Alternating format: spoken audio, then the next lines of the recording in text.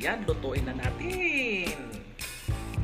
Hello guys, ito ang ating lulutuin ngayong pangtanghalian natin. Ito guys ay tortang potato. Ito guys ang madalas na baunin naming mga 80s na kabataan noong nag-aaral pa kami.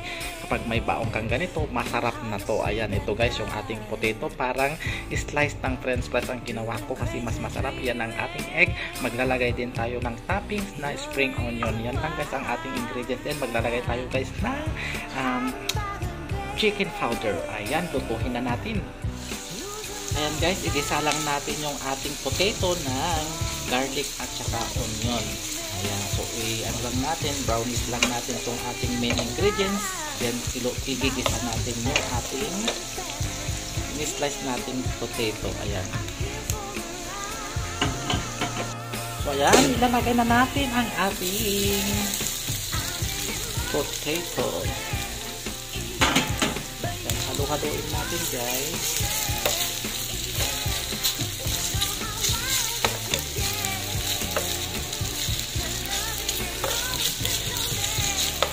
So, mag-add tayo guys ng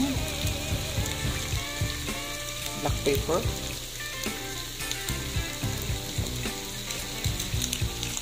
Yung ating panghalinamnam. Magic syrup. Ating salt, tamtaman lang muna, then mamaya na yung ating chicken powder pag mag-add tayo ng konting tubig. Ayan guys, nag-add na ako ng chicken powder, then mag-add din tayo ng konting tubig lang pang luto natin sa potato.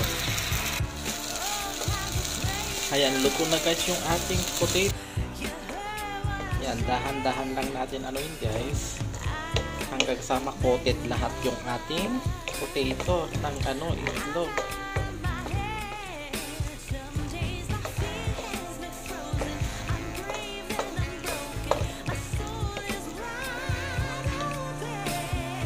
So yan, lagay na rin natin ang ating spring onion.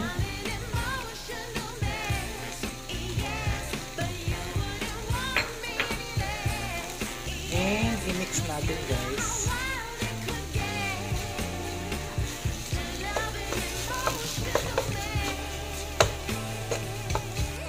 Ayan na guys, ang ating tortang potato. Kain na mga kapatid. Simpleng ulam pero mabubusog ka na nito. Thank you for watching.